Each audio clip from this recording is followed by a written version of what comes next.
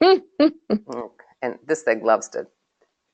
All right, we're here to talk to Laurel Falkenberry, who is an adult clinical therapist at WVU's Department of Behavioral Medicine, what we lovingly called the Chestnut Ridge program or building or whatever it's considered center. And she's been gracious enough to give us some of her time to talk about her experience as a therapist, her time in a counseling program. She received her Master of Arts degree from the WVU on-campus counseling program. So you'll learn a little bit more about that and what it means to be an adult clinical therapist in a hospital-based system. So let's go on to the next one. Laurel, welcome. Why don't you tell us a little bit about why you chose the degree in counseling? I originally was going to, can you hear me fine, Margaret? Okay. No problem. Great. I originally was going to get my law degree to help children. And I shadowed some people in that field and realized that I wanted to get more to the core issues, the emotional issues of what brought them to where they were. And looking back too, I think having a brother who has schizophrenia and a father was very narcissistic, and that drove me, and also just a spiritual quest to know myself better, and then to help people on a more profound level, as deep as possible. That sounds good. Yeah. Yeah. You've like covered all the domains of choice, I think, in finding a job that includes giving you a purpose in life, which is what counseling does so very well. I actually almost started out to go to law school too. Yeah. Interesting. Yeah, and I figured that if the judge didn't go my way, I'd probably be trying to throttle them, so it probably wouldn't be a good idea. Yeah, exactly. So tell us a little bit more about your job and sorry, that just decided to go somewhere. And how you're working in your current role. I like working in a behavioral medicine center, part of a hospital, because you see all kinds of clients. You see all kinds of disorders, all kinds of issues, and it's interesting. It's interesting because you see all kinds of people. I used to work with children when I worked at Chestnut Ridge in Uniontown. I worked with adults and children, and when I came here, you had to decide. And so at the beginning, I missed working with children, but so this setting, getting back to this setting, offers a new graduate the opportunity to really learn a lot. You learn a lot. And you've got psychiatrists here and residents. So that depth of staff and variety is really good. We actually have a question later on about working in a multidisciplinary team and what that looks like. So you want to just talk a little bit about, because that is one of the unique things about working in a center, a residential program, or something or a medical center, because there are so many different kind of healthcare professionals that you're working with. Yeah, Margaret, definitely. And the word you use, multidisciplinary team. Yes, and so you learn a lot about medicine, which is very helpful. It's very helpful with your clients, I've found over the years. So what I've learned, and then it helps the residents so much to hear about the counseling perspective. Because as we know, they have a short time, maybe 15 minutes, intake half an hour, but normally 15 minutes with a client. And it's just, they don't get to know them in the way we do. So our knowledge that we share with the psychiatrist or the resident is crucial to their understanding of their whole being. Because not often, but sometimes they might miss where the client's main emotional issues are, and the depth, and so we give a whole perspective. Well, we know that counseling is an unfolding over time. It doesn't happen in one session. I mean, great things can happen in one session, but particularly when people end up under the medical care of healthcare professionals, usually it's a pretty complex issue, don't you think? Yes, very much so. Yeah. Yeah. So that unfolding that it comes out over a lot of time spent with somebody would be essential to those physicians that are trying to moderate the medical side of the world, because, and we know mind Mm-hmm. body has a huge Mm. effect on our work. So great. Mm-hmm. That's Yeah. great. Yeah. You said you worked with children up at Chestnut Ridge in Uniontown, and frankly, I didn't know we had a Chestnut Ridge. Is it connected to the hospital? No. Oh, it's Mm-mm. different Chestnut Ridge. Okay. Yeah. What It's kind in. of work Yeah. did you do? You said you worked with children. You want to just talk a little bit about working with kids while we're on it? Yeah. Yeah. I loved working with them. I worked with children who had experienced trauma, and usually when people come, not always, but a lot of times when people come to therapy, children and adults, there's a trauma component. And a Mm-hmm. lot of clients are like, oh, is that trauma? That Mm-hmm. thing that happened. I thought, it had to be sexual abuse or it had to be consistent physical abuse. And they come to learn that no, it can be emotional abuse holds equal weight. Mm-hmm. So getting back to the children, I took a lot of good in-depth seminars with play therapy after after my master's program up at UPMC, and a lot of good like week-long trainings on attachment theory, Mm-hmm. and it just all really helped a lot. So I loved working in a nonverbal way with children Mm. through art therapy and play Mm-hmm. therapy. Mm-hmm. Oh, that's cool. I know Yeah. that there used to be a play therapy association in West Virginia. Did they still have it? Yes. Oh, Yes, good. they do. Okay, great. Mm-hmm.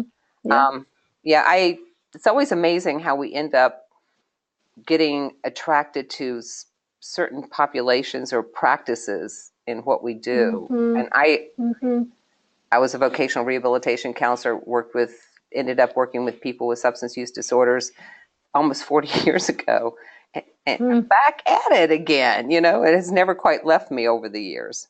Mm-hmm. Hmm. Mm-hmm. To see what sticks. Yeah, exactly. It just seems to stick and stay with you, particularly I think a lot of times that first big thing that you do. So, how do you feel like the counseling degree actually prepared you for your job or what you're doing? It was an amazing program. Mm-hmm. Very, very well balanced, covered a lot of areas. I mean, programs are always evolving, of Mm-hmm. course, always growing, learning, more progressive. And I've heard that the counseling program has included more on trauma, on the Mm-hmm. somatic influences, the chemical brain influences, Mm-hmm. and the mind body connection. And that's crucial. I was glad to hear that. Mm-hmm. In the clinical rehab and mental health counseling program, we have, in both of them, we have and I never get this title right, it's like trauma, grief, and loss class that focuses just on Mm-hmm. that. And we have a medical aspects of rehabilitation class where trauma and those kind of things, the mind body connection starts being made with students. Like if somebody's got a traumatic brain injury, what does that mean in mental health, or trauma or Mm-hmm. chronic pain and those kind of things? So, Mm-hmm. Yeah, yeah. really understanding PTSD Mm-hmm. and the therapy of it. Mm-hmm. The talk therapy, the other modalities, EFT. I find Mm-hmm. tapping very, very helpful. Mm-hmm. And then at some point, when they're more stable, introducing mindfulness and meditation, Mm-hmm. um, because you can't go there at the beginning. It's too scary Mm-hmm. for most people. Yeah. Yeah. Yeah, you gotta have a very, very safe place to start to deal with trauma, and that only comes Mm-hmm. through relationship building and trust. And trust Mm-hmm. isn't something we always say we're supposed to trust people, but I don't Mm. believe in trusting until I have evidence that trust is warranted. So why would Mm-hmm. my clients not do that, right? Exactly. Mm-hmm. Yep. Yeah. What kind of additional, you talked about play therapy and that kind of thing. Can you tell the students a little bit about the kind of training and certification and licensure you pursued after graduation? How you cobbled I all that together? Right. Well, at the agency I was at, information came. It's interesting. wasn't really looking for it. Mm-hmm. It came through mail, through people at work. And then I'm like, oh, I'm interested in that. Mm-hmm. And then they happened to be very good trainings. And from there, I would talk to people, where are other good trainings? Mm-hmm. Because I enjoyed working in trauma. And I enjoyed working with children. And I kind of knew I probably would, but not until I did an in-depth seminar. So I don't have an extra license. I Mm-hmm. didn't get anything from that. Just, it was timing, I have to Mm-hmm. say. Mm-hmm. So if you had to give somebody, we all have to do continuing education units after whatever we get, if it's a certification or your licensure as a Mm-hmm. professional counselor. How would you Mm-hmm. pick what would you recommend? I mean, there's definitely the subject areas that you want to specialize in, but what do you look for when you're looking for really effective training? Hmm. Well, at this point, well, I'm trying to think back to the beginning. Uh-huh. I would talk to therapists who had much more training than I did, Mm-hmm. and who I respected, and I'd ask them about different organizations that offer trainings, Mm-hmm. like PESI, PESI, Mm-hmm. is a good organization. And then at this point in my life, I know of authors, I know of people that I want to go Mm-hmm. and get training with. So again, when I was a recent graduate, I think if I remember correctly, I would go to, well versed therapists that I Mm-hmm. respected. Hmm. Good. Do you belong to any professional organizations? I belong to the Association Counselors, ACA Mm-hmm. Association, and I did belong to the LPC, the NBCC organization. Mm-hmm. But honestly, I didn't get much out of that organization, Mm-hmm. and I haven't renewed. So that's that. Does the American Counseling Association give you a great deal of information that you can use in your practice? A great deal, no, but information, yeah, Mm-hmm. yeah, more in depth, definitely. Mm-hmm. Okay. And their conferences are good, Uh-huh. Yeah. typically. Yeah. They're big. I always get Hmm. lost when I'm wandering around in them. Yeah. Oh, yeah. It always seems like I have to drive. You have to take a bus to go somewhere to get a session. It's so big, Yeah. and they There's have a another great spot. place. Hmm. Yeah. There's another place I'd like to mention. It's called the Cape Cod Institute. Hmm. I've never heard of it. Yeah. And it's week long. You go from 9 to noon every day, the 5 days. And then the rest of the day you're in Cape Cod, which is lovely. Mm-hmm. And they've got excellent speakers coming. They have Basil Vanderkalk. They've got, I forget their names, but the originators of ACT, Mm-hmm. Act Commitment Therapy. Um, just top notch people. Mm-hmm. Yeah. That's great. I'll have to. Hmm. There's a number of those that have popped up through the around the country that are interesting to go to, Yeah. depending on Yeah. what you want to explore. Hmm. So let's go back to your job a little bit. What does your Hmm. typical day look like, if there is a typical day? But Yeah. Yeah. A typical day looks like scheduling 6 to 7 clients. that's a lot. Um, it is. It is. In this realm, in this institution, we see a lot of very, very ill people. Mm-hmm. So, and a lot of uh, economically deprived, Mm-hmm. struggling financially. So you do get quite a few, every day you will get a no-show, someone who Mm-hmm. doesn't come or cancel. I don't have gas money, or I'm not feeling well, I'm too Mm-hmm. depressed, irritable bowel, acting up, physical ailments. So on average, I see maybe 4 to 5 clients a day. Mm-hmm. Yeah.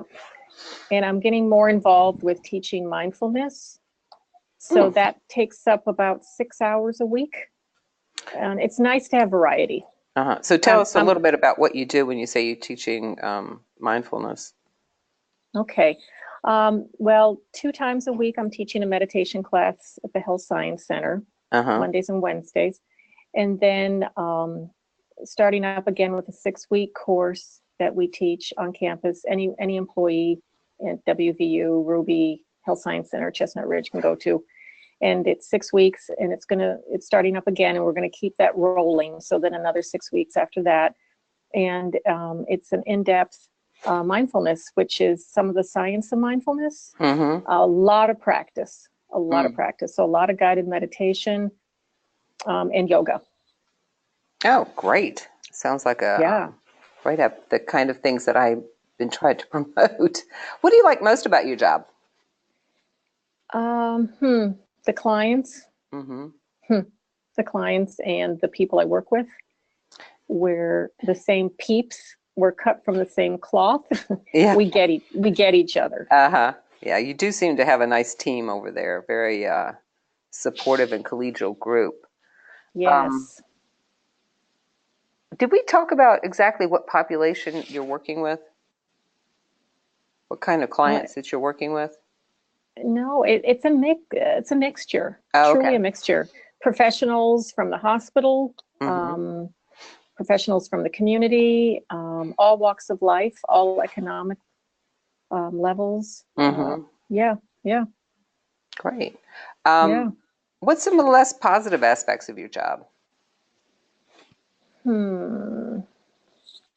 You've got to, in this profession and in health professions and the caring and giving professions, you've got to take care of yourself. Burnout is a big possibility, and you've got to balance your life. You've got to do things that bring you humor, that bring you relaxation, whether that's with nature, with animals, whatever really, you're in the moment with. Because this work is demanding.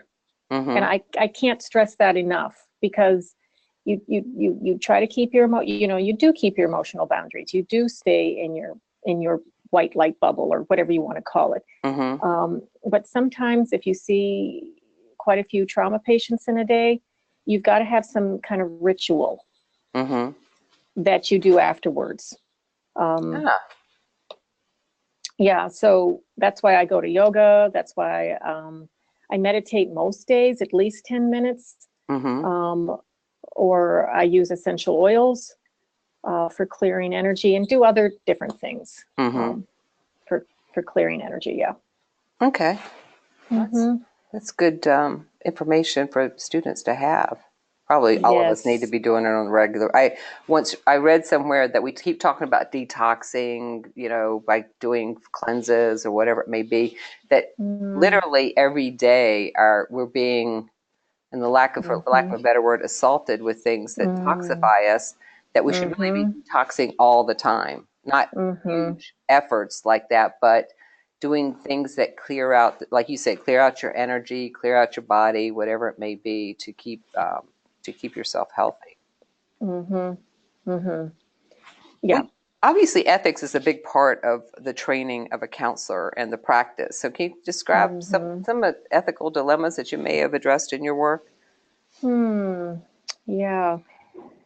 It's good, and I'm not real strong at this, but then after I see someone in public, then I'm like, when I see them next in session, I'm like, oh, I forgot to tell you. If I see you in public, I'm going to look the other way. I mean, if you want to say hi to me, that's up to you. But I'm going to look the other way, especially if I'm with someone, a friend, a daughter, whatever, because they're going to ask, who is that? And then I'm going to say, just a person, because I don't want to say I can't tell you, because then my daughter will say, oh, it's a client. Yeah. So just let your clients know at the beginning that, especially in a small town. New York City, probably not a problem. But here, to let them know, so that, and if a person needs a hug, I'm going to give them a hug. I don't see any problem with that. That hasn't been a problem with me over the 20 years. Some people say, don't, or I don't agree with that. I I would say that if hugging comes naturally to you, the client's going to know that and feel safe in it. yes, And you can yes, also ask, is it okay that I give you a hug and get permission for right. doing it? Yeah. But if Yep. it's like anything, it's like trying to give a speech and tell a joke. If you don't tell jokes well, don't do it. Right, You know, right. it's like with anything, a lot of the choices that you're going to make in your practices have to be part of who you are, not Yes, a forced, I always like it yes. when people learn to make eye contact throughout the counseling sessions. Like if you stare them down any longer, they're going to run. Okay. Yeah, yeah, exactly. Okay. Um, we've already described the relationship, and you've talked about the clients that you see. Let's talk a little bit about the research. I noticed that you were part of an article on mindfulness-based relapse prevention with individuals in Medicaid-assisted outpatient treatment. So tell us a Yes, little bit about what being part of a research project was like for you as a practitioner. yeah. It's interesting. You get to use more skills, writing skills. Mm-hmm. But you've got people on the team that are doing the statistics and most of the writing. Mm-hmm. And what I did was the group part, the Mm-hmm. experiential, the core of it. Mm-hmm. So this program, mindfulness-based relapse prevention, typically is an 8-week course, close to 2 hours, but we modified it. I modified it to be 12 weeks because we couldn't meet 2 hours at a clip. Mm-hmm. The groups are only an hour long. So that's why we extended it to 12 weeks. It's an hour long. And there's been so much good results. Mm-hmm. We've got an extension on the grant. We're going to do it for another year. And the people in the group say, it helps me to connect with my feelings. It helps me to be present. And with addictions, as we know, it's a feelings disease. It's an escapism, and to be present and to watch your feelings, to be more of an observer, Mm-hmm. noticing, awareness. It's changed every participant, every Mm-hmm. group member. So yeah, That's wonderful. Is there it is. anything else you'd like to tell the students as we end everything here? Oh, oh my goodness. There's so much to say. I know there is. Yeah, to um, to look to people that you respect that have been counselors for a while, and not to be afraid of them or afraid of their what you perceive as their expertise, or they know more, but to get close and see their progress, see Mm-hmm. what they've gone to for seminars, and then to know that this is a growing, you grow with your field, you grow Mm-hmm. emotionally. You can't expect, your expectations, be careful of them. Mm-hmm. Being present with the client. I always go back to Carl Rogers. Mm-hmm. Being unconditionally present, really present, and not so much in your head, because at the beginning you're thinking, oh, this theory, that theory, this Mm-hmm. way, that way. And it's being present. The client, over these 20 years that I've worked with mental health, they want to be heard. And so the reflective listening, the hearing, put everything else on the back burner for a few sessions. Give Mm-hmm. yourself permission for a few Hmm. sessions to just be and reflect. Great. That's my main, yeah, that's what I would say. Okay. That Yeah, sounds and great. then come back to your head. Okay. Well, I want to thank you Yeah. very much for doing this. I know it takes time out of your busy Oh, day, but we do appreciate it. And I kind of look forward to introducing you to the students more this year. So wonderful. thanks I again look for for everything. I Oh, thank you. I look forward to it. All right. I'm going to Okay. pause this.